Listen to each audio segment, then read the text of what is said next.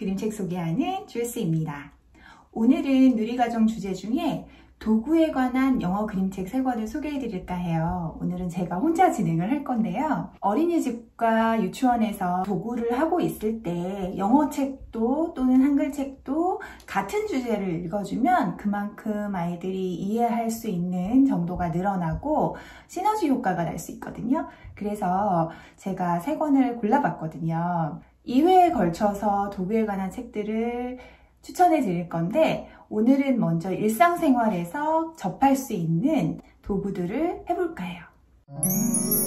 먼저 바로 이겁니다. 펜슬. 근데 보시면 뒤에 이렇게 지우개가 붙어 있잖아요. 오늘의 첫 번째 책은 바로 When Pencil Met Eraser 입니다. Karen Kilpatrick, Louis O. Ramis Jr.가 썼고요. 그림은 German Blanco가 그렸어요. 이 이야기는 그림을 굉장히 그리기 좋아하는 펜슬과 지우개를 좋아하는 이레이저가 서로 갈등을 겪다가 나중에는 서로 협력하고 둘도 없는 친구가 된다는 이야기예요. 펜슬로 진짜 그린 것 같은 느낌으로 그림이 계속 진행되고요. 그리고 펜슬은 자기가 혼자 그림을 그리기 좋아하기 때문에 여러 가지 것들을 그림을 계속 그립니다.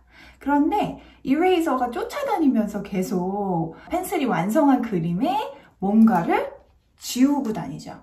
예를 들자면 연필이 빌딩 숲을 막 그려요. 그러면 갑자기 이레이저가 나타나서 몇 군데를 지우고 나서 이제 봐봐, 하늘이 보이잖아, 이런 식으로. 물론 지우개 똥을 여기저기 남기기는 하지만 지우개가 조금 도와줌으로써 진짜 하늘을 볼 수 있는 그림이 탄생하거든요. 그리고 펜슬은 자기가 아티스트라고 굉장히 강조를 하면서 예술은 예술가에게 맡겨줘야지, 그러면서 이레이저는 그렇게 하지 않기를 바래요. 그런데 바다를 그리더라도 연필이 그린 바다는 굉장히 거친 파도가 있는 바다지만 이레이저가 나타나서 여기저기 지우고 어두웠던 하늘도 지우고 그러면 되게 잔잔한 바다로 바뀌거든요. 그래서 계속 쫓아다니면서 이레이저는 지우고 또 연필은 계속 그리고 그걸 반복하게 돼요. 그러다가 나중에는 이제 좀 연필이 화가 나요. 그래서 이걸로는 아무것도 못할걸? 하면서 연필로 막 까맣게 종이를 칠하게 되죠. 그런데 이레이저가 거기에다가 스마일 그림을 그려줘요.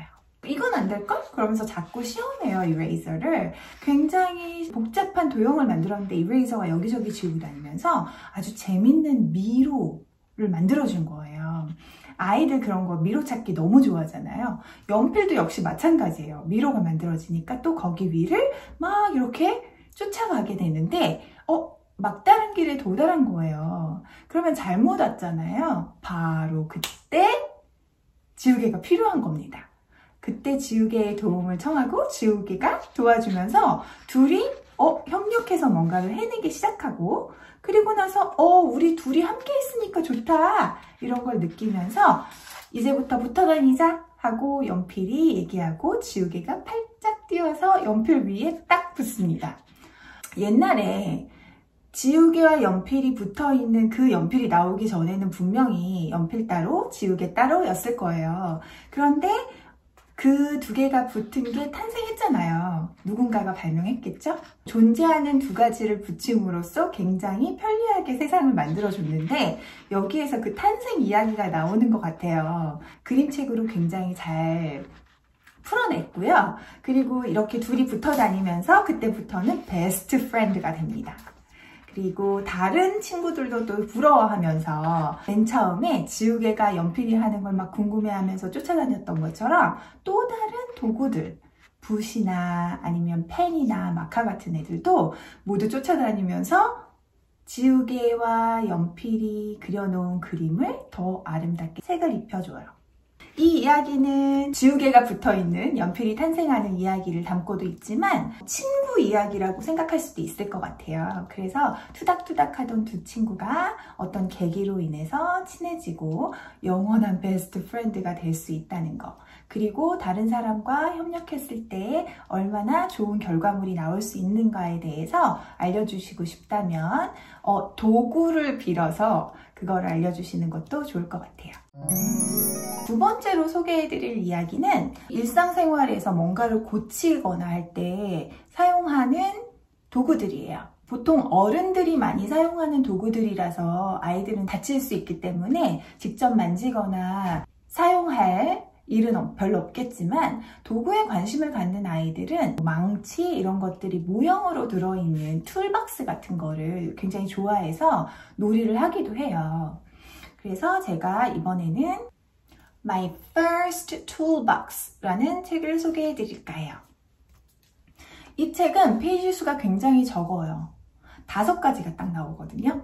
이런 조작책들은 직접 돈을 주고 사시기는 조금 아까운 책이에요. 가격이 일단 많이 나가기도 하고, 또 도서관에서 빌려보기가 조금 힘든 책이에요.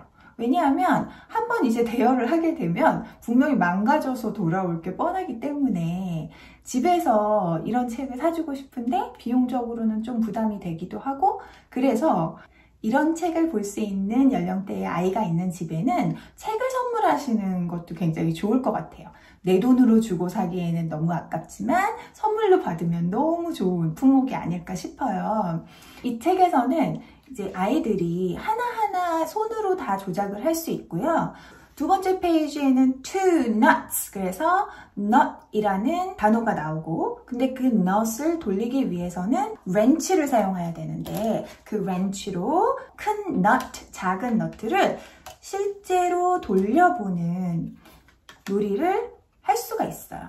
조금 큰 연령의 아이들은 조작하는 거가 딱히 재미없을 수도 있어요. 그러면 이제 엄마나 아빠가 조작을 하고 아이가 무엇인지 얘기를 해주는, 이걸 가지고 꼭 써있는 글을 읽는 게 아니라, 왜냐하면 단어랑 문장이 너무 짧기 때문에 읽는 게 아니라 거기에 나와 있는 걸로 어떻게 조작을 해야 되는지, 뭐 그걸 한번 떼어내봐, 나에게 스크루드라이버를 주겠니? 뭐 이런 식으로 얘기를 하면서 함께 책을 활용하는 것도 좋을 것 같아요. 네 번째는 이제 못, 네일이 나오는데, 네일은 이제 숫자가 하나씩 늘어나서 4개가 나오고요. 거기에서 또 해머를 꺼내서 네일을 직접 책에다가 콩콩 박을 수 있게 해놓았습니다.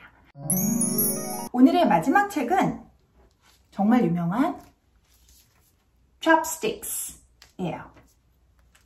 작가는 에이미 크라우즈 로젠탈이고 그림은 스캇 맥군이 그렸어요. 우리 일상생활에서 아이들이 항상 접하는 도구 중에 한 가지이기 때문에 도구에 대해서 얘기해 주실 때 이 책을 읽어주시면 굉장히 좋을 것 같고요. 재미있게 첩스틱스의 관계를 그렸어요.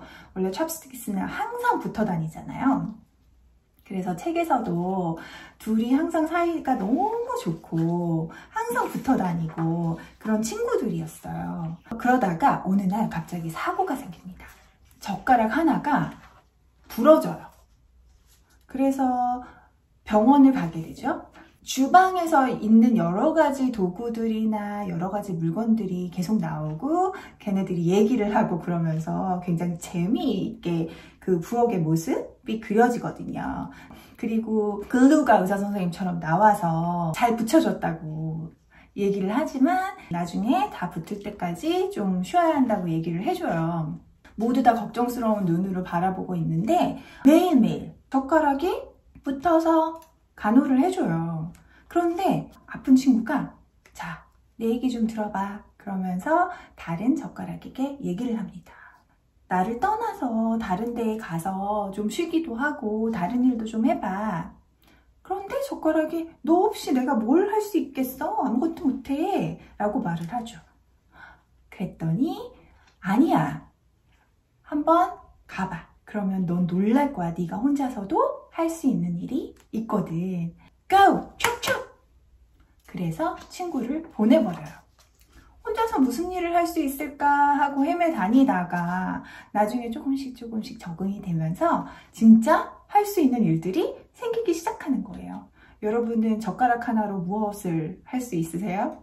저는 딱 생각나는 게 감자 삶을 때 안에까지 익었나 이렇게 눌러볼 때 젓가락 한 개만 사용하잖아요.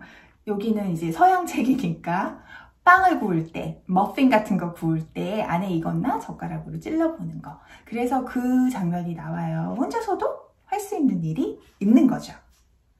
그리고 여기저기 돌아다니면서 혼자 할 수 있는 일들을 하다가 나중에 돌아왔더니 친구는 이미 나아 있고 서로 함께 일을 하는 것도 너무나 즐겁죠. 다 나은 첩스틱을 위해서 이제 토스트를 하는데, 토스트가 영어로는 건배라는 뜻이 있는데 이 책은 그 토스트 하자 이렇게 얘기하면 진짜 우리가 먹는 토스트가 등장을 해요. 그래서 첩스틱을 위해서 토스트 하자 그러는데 그 건배를 하는 내용이 마음을 좀 울립니다. 각자 서 있는 것을 위하여, 그리고 함께 붙어 있는 것을 위하여. 젓가락에게 딱 맞는 건배사인 것 같아요. 맨 끝에는 둘이 함께 젓가락 행진곡을 연주하면서 끝이 나게 되는데 이 책을 읽으면서도 좀 많은 걸 생각할 수 있게 됐어요. 사람들도 마찬가지인 것 같아요.